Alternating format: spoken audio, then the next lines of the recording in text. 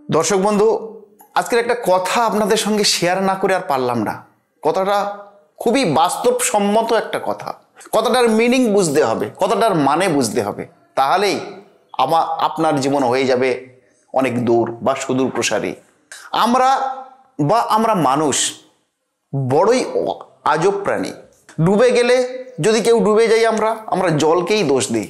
আবার কেউ যদি চলার পথে হোঁচট খাই তো আমরা পাথরকেই দোষ দিই। আবার যদি কেউ জীবন যদি আপ অ্যান্ড ডাউন হয় তো আমরা কি করি? কর্মের দোষটা আমরা ভাগ্যকেই দিই।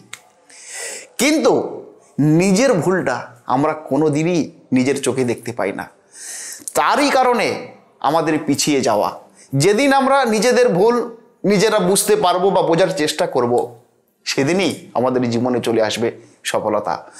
নমস্কার দর্শক বন্ধু, আমি দেবদর্শন শাস্ত্রী আবার আপনাদের কাছে চলে এসেছি সুন্দর একটা ভিডিও নিয়ে। যে ভিডিওর দ্বারা আপনারা বহু উপকৃত হবেন বা আগামীতেও হয়েছেন, এখনও হবেন। সামনে আমাদের চলে আসছে সেই গুরুত্বপূর্ণ একটা দিন, যে দিনটার অপেক্ষায় বহু মানুষ, বহু সনাতনী, বহু হিন্দু ধর্মের মানুষ আমরা বসে থাকি। সেদিনটা কি? বাগদেবী বা সরস্বতী পুজো। এই সরস্বতী পুজোটা কবে আসছে তারই বিস্তারিত আলাপ আলোচনায়, এবং এই সরস্বতী পুজোর দিন ভাগ্যের চাকা কিভাবে ঘুরবে, কোন কোন রাশির জন্য ঘুরবে, সেই সমস্ত ব্রিফলি আলোচনা নিয়ে আসছি এই ভিডিওতে। ভিডিওটা স্কিপ করবেন না, সঙ্গে থাকুন। আসছি মূল আলোচনায়। সনাতন শাস্ত্র অনুযায়ী, হিন্দু ধর্মের বিশ্বাস অনুযায়ী সরস্বতী পুজোর দিন মা সরস্বতী অবতারণা হয়েছিল। মূলত মাঘ মাসের শুক্লা পঞ্চমী তিথিতে বসন্ত পঞ্চমী বা সরস্বতী পুজো হয়। আর হাতে গোনা কয়েকটা দিন মাত্র বাকি রয়েছে। তারপরেই কিন্তু আসতে চলেছে সরস্বতী পুজো বা বাগদেবীর আরাধনা। শিক্ষার্থীদের জন্য এই পুজোটা খুবই স্পেশাল। তারা সারা বছর ধরে সকলে অপেক্ষা করে থাকে যে কবে আসবে এই বাগদেবীর আরাধনা বা সরস্বতী পুজো। এবছর সরস্বতী পুজো পড়েছে 3রা ফেব্রুয়ারি 2025 সাল। বসন্ত পঞ্চমী খুবই শুভ একটা তিথি। অ্যাস্ট্রো সায়েন্স বা জ্যোতিষীদের মতে বা জ্যোতিষ বিশেষজ্ঞদের মতে সরস্বতী পুজোর দিন থেকে কিছু রাশির জাতক জাতিকাদের হাতে চলে আসবে গোল্ডেন পিরিয়ড বা গোল্ডেন সময়। কোন সেই ভাগ্যবান সেই সমস্ত রাশিগুলো রয়েছে বা সেই সব বিষয় নিয়ে আলোচনা আমি করছি, সঙ্গে থাকুন। তো এই সরস্বতী দেবীকে আমরা পুজো কেন করব? সনাতন ধর্ম অনুযায়ী বা হিন্দু শাস্ত্র অনুযায়ী বাগদেবীর উল্লেখ রয়েছে। বাগদেবী আমাদের কি কাজে আসে? বাগদেবী মূলত আমাদের শিক্ষা, আমাদের পড়াশোনা, আমাদের ভাষা, আমাদের কমিউনিকেশন, এবং যারা শিল্পকলা নিয়ে যারা কাজ করে, অর্থাৎ শৈল্পিক জগৎ বা গ্ল্যামার্স দুনিয়া, যারা সঙ্গীতজ্ঞ হয়, তাদের ক্ষেত্রে এই সরস্বতী দেবী বিশেষ কৃপা করে থাকেন।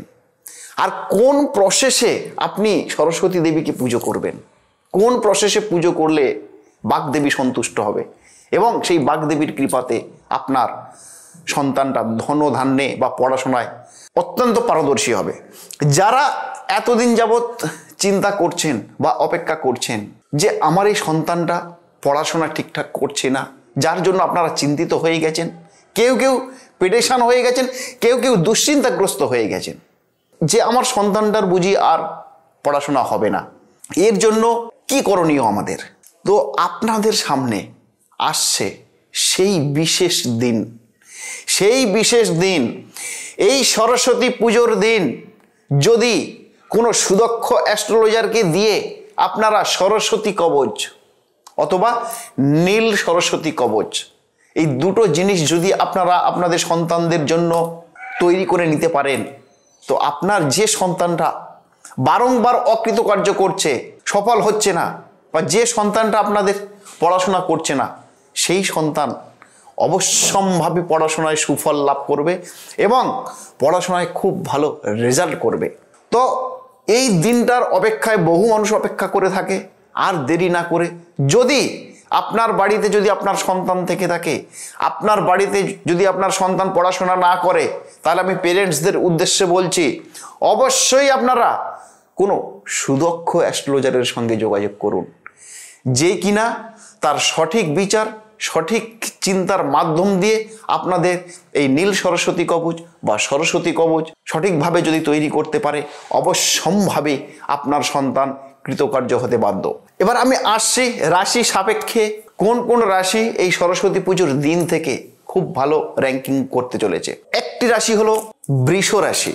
এই বৃষ রাশির জাতক জাতিকারা যারা আমার এই ভিডিওটা দেখছেন, বসন্ত পঞ্চমী বা সরস্বতী পুজোর দিন থেকে আপনাদের গোল্ডেন সময় শুরু হবে। ঠিকই শুনছেন, গোল্ডেন পিরিয়ড। পরিবারের এবং সন্তানদের কাছ থেকে নানান দিক থেকে আপনার পরিবার বা আপনার ফ্রেন্ড সার্কেল বা আপনার কর্মের জগৎ বিভিন্ন অ্যাঙ্গেল থেকে আপনাদের জীবনে আসতে চলেছে প্রচণ্ড প্রচণ্ড সুখবর বা ভালো খবর। যারা ব্যবসায়িক মানুষ তাদের এই সরস্বতী পুজোর দিন থেকে অর্থ কিন্তু আপনাদের হাতে প্রচণ্ড গতিতে চলে আসবে। যারা বৃষ রাশির জাতক জাতিকারা রয়েছেন, বন্ধুদের সঙ্গে আপনাদের যে ক্লোজ ফ্রেন্ড সার্কেল, সেই ক্লোজ ফ্রেন্ড সার্কেল থেকে আপনারা উপকৃত হতে চলেছেন। তো বৃষ রাশির জাতক জাতিকাদের এই সরস্বতী পুজোর দিন থেকে আপনাদের কিন্তু খুব ভালো টাইম আসতে চলেছে। বি কেয়ারফুল, সতর্কতার সহিত আপনারা কিন্তু কাজে মনোনিবেশ করবেন, কারণ ভাগ্য প্লাস চেষ্টা ইকুয়ালস টু ফল। ভাগ্য যদি আপনাকে সাপোর্ট দেয়, চেষ্টাটা কিন্তু আপনার মধ্যেই রাখতে হবে। আপনার চেষ্টাটা দেবদর্শন শাস্ত্রী করবে না, আপনার চেষ্টাটা আপনার বাড়ির পিতামাতা করবে না, আপনার চেষ্টাটা কিন্তু আপনাকেই করতে হবে, তবে গিয়ে কিন্তু আপনি সাকসেস হবেন। সেরকম আরেকটি রাশি, সেটা হলো মিথুন রাশি। মিথুন রাশির জাতক জাতিকারা এই বসন্ত পঞ্চমীর দিন থেকে বা সরস্বতী পুজোর দিন থেকে আপনাদের জন্য প্রচণ্ড লাভজনক হতে চলেছে। আপনাদের কর্মের জায়গা, আপনাদের ব্যবসার জায়গা, আপনাদের পার্সোনাল লাইফের জায়গা প্রচণ্ড সুখকর হতে চলেছে সরস্বতী পুজোর দিন থেকে। এবং সমাজে আপনাদের প্রতিপত্তি, আপনাদের আত্মসম্মান, আপনাদের মান সম্মান প্রচণ্ড হারে শ্রীবৃদ্ধি হবে, যেটা আপনি কল্পনাতেও আনতে পারবেন না। দীর্ঘদিন ধরে যদি আপনাদের কোনো পেন্ডিং কাজ থেকে থাকে, দীর্ঘদিনের পেন্ডিং কাজ, যেটা 6 মাস, 1 বছর, 2 বছর, 5 বছর হয়ে গেছে, সেই সমস্ত পেন্ডিং কাজগুলো অবধারিত আপনাদের উদ্ধার হতে চলেছে এই সরস্বতী পুজোর দিন থেকে। এবং সাথে সাথে বাগদেবীর পূজা বা সরস্বতী দেবীর পূজা খুব প্রসেস অনুযায়ী আপনারা করবেন, অবশ্যম্ভাবী আপনারা ফল পাবেন। এরকম আরেকটি রাশি, সেটা হলো কর্কট রাশি। কর্কট রাশির জাতক জাতিকারা সরস্বতী পুজোর দিন থেকে আপনাদের নূতন জীবনের খেলা শুরু হবে। নূতন জীবনের খেলা, সেটা হতে পারে আপনার ব্যবসা, সেটা হতে পারে আপনার প্রফেশন, সেটা হতে পারে আপনার কর্মস্থল। যে জায়গাতে আপনি হাত দেবেন সেই জায়গাতে কিন্তু আপনার সোনায় সোহাগা, অর্থাৎ শুধু ভালো না, অতি ভালো ফল পেতে চলেছেন কর্কট রাশির জাতক জাতিকারা। এই সময়ে সরস্বতী দেবীকে তো পুজো অবশ্যই করবেন, সাথে সাথে যদি তারা মায়ের কোনো মন্দির থাকে, তারা মায়ের মন্দিরের উদ্দেশ্যে সেখানে একটু ভোগ নিবেদন বা প্রসাদ নিবেদন করবেন। নিবেদন করে আপনি সরস্বতী পুজোর দিন থেকে আপনার পথ চলা শুরু করুন, দেখবেন আপনাকে কেউ ধরে রাখতে পারবে না, আটকে রাখতে পারবে না। এরকম আরেকটি রাশি আছে, যেটা কিনা সিংহ রাশি। এই সিংহ রাশির জাতক জাতিকাদের বসন্ত পঞ্চমীর দিন থেকে পরিবারের থেকে আপনারা কিছু মুনাফা লাভ করতে পারেন, অর্থাৎ পরিবারের থেকে কিছু প্রাপ্তি যোগ।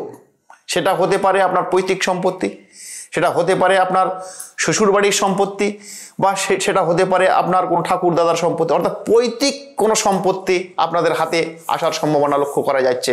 এবং এই সরস্বতী পুজোর দিন থেকে আপনাদের সমস্ত জীবনের বাধা বিঘ্ন যা ছিল কম বেশি অনেকটাই কেটে যাবে। কেটে গিয়ে আপনাদের ব্যবসা এবং কর্মে উন্নতি আপনাদের একদম খুবই প্রসন্ন, অর্থাৎ ব্যবসা এবং কর্মেতে আপনারা খুব ভালো পারফরমেন্স করবেন এই বাগদেবীর পুজোর পর থেকেই।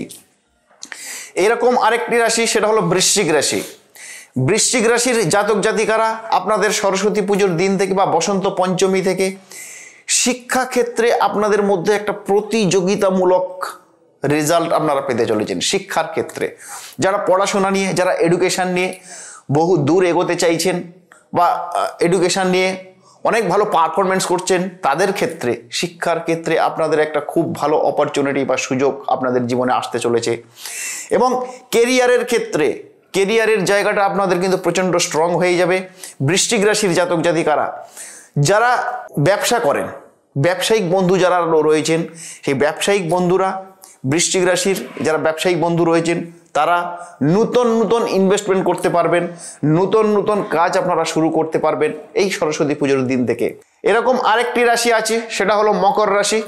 মকর রাশির জাতক জাতিকারা সরস্বতী পুজোর দিন থেকে কর্মজীবন এবং পরিবারের সবার সঙ্গে খুব ভালো সম্পর্ক তৈরি হতে চলেছে এবং আপনারা মালামাল হতে চলেছেন। অর্থাৎ সরস্বতী পুজোর দিন থেকে আপনারা ব্যবসা শুরু যদি করেন, বা যদি পুরানো যদি কোনো ব্যবসা থাকে, বা যাদের রিয়েল এস্টেট ব্যবসা রয়েছে, একদম মানে ইন্ডিফিকেশন করে দিন, যাদের রিয়েল এস্টেট ব্যবসা রয়েছে, রিয়েল এস্টেটের ব্যবসা কিন্তু খুবই খুবই ভালো পারফরমেন্স বা রেজাল্ট হতে চলেছে সরস্বতী পুজোর দিন থেকে। তো এই সরস্বতী পুজোর দিন খুব ভাইটাল একটা দিন, সনাতন শাস্ত্র অনুযায়ী, হিন্দু ধর্ম অনুযায়ী খুব ভাইটাল একটা দিন। এই সরস্বতী পুজোর দিন কিছু টিপস আপনাদের, আরো কিছু টিপস আপনাদের দিয়ে রাখি। সরস্বতী পুজোর দিন হলুদ পোশাক যারা স্টুডেন্ট রয়েছেন, যারা এডুকেটেড পার্সন রয়েছেন, যারা বুদ্ধিজীবী মানুষ রয়েছেন, যারা সরস্বতী দেবীকে মানেন, যারা শ্রদ্ধা করেন, যারা ভক্তি করেন, তাদের উদ্দেশ্যে বলছি বন্ধু, এই জিনিসটা সমস্ত রাশির মানুষ এই জিনিসগুলো করবেন, অবশ্যম্ভাবী বাগদেবীর কৃপা আপনাদের মাথা থেকে কেউ সরাতে পারবে না। সরস্বতী পুজোর দিন সকালে উঠে স্নান টান করে একদম ফ্রেশ হয়ে নিয়ে ইয়েলো কালারের কোনো পোশাক, একদম ইয়েলো কালারের কোনো পোশাক, বা ইয়েলো বা হলুদ কোনো ফল, সেটা হতে পারে কোনো কলা বা হলুদ কোনো ডাল বা হলুদ কালারের যে কোনো নৈবেদ্য আপনারা সরস্বতী মায়ের পায়েতে অর্পণ করুন এবং দেখবেন চমৎকারের মতো রেজাল্ট, কারেন্টের মতো রেজাল্ট। আপনারা এই জিনিসটা করে দেখুন, অবশ্যম্ভাবী ফল পাবেন। আর যারা সরস্বতী কবচ অথবা নীল সরস্বতী কবচ করতে চাইছেন, আপনাদেরকে বলবো, যারা পেরেন্টস রয়েছেন আপনাদেরকে বলবো, এই সরস্বতী পুজোর দিনটা কিন্তু মিস করবেন না। আর যদি মনে করেন যে শাস্ত্রীজি আপনার থেকে করতে চাই এই কবচ, তাহলে স্ক্রলে আমার তো নাম্বার চলছে, বা ওয়েস্ট বেঙ্গলের বিভিন্ন জায়গাতে আমার চেম্বার রয়েছে, যার যেখানে পছন্দ সে সেই চেম্বারে আসবেন, এসে সরাসরি যোগাযোগ করবেন, কথা বলবেন। আর অবশ্যই এই সরস্বতী কবচ, যেটা কিনা আপনার সন্তানকে, অকৃতকার্য সন্তানকে আমি পড়াশোনার মধ্যে আবার ফিরিয়ে আনবো, আমি কথা দিচ্ছি আপনাদের। সাথে আনবেন সন্তানের ডেট অফ বার্থ এবং জন্মের সময়, কারণ জন্মকুণ্ডলী বিচার করাটাও খুবই খুবই জরুরি রয়েছে। তো ততক্ষণে আপনারা ভালো থাকুন, সুস্থ থাকুন। এরকম ভিডিও আমি কন্টিনিউয়াসলি আপনাদের জন্য নিয়ে আসব, এবং আমি তো আপনাদের সঙ্গে সারা জীবন রয়েছি বা থাকবো, কিন্তু বন্ধু আপনাকেও তো আমার সঙ্গে থাকতে হবে। আর আমার সঙ্গে থাকতে গেলে ছোট্ট একটা কাজ, চ্যানেলটিকে লাইক, কমেন্ট, শেয়ার, সাবস্ক্রাইব করতে ভুলবেন না। ততক্ষণে ভালো থাকুন, সুস্থ থাকুন। আবার নতুন ভিডিও নিয়ে, নতুন এপিসোড নিয়ে কোনো একদিন আবার আপনাদের সামনে আমি হাজির হব। ততক্ষণে ভালো থাকুন এবং সবাইকে ভালো রাখুন। নমস্কার দর্শক বন্ধু, আবার দেখা হবে।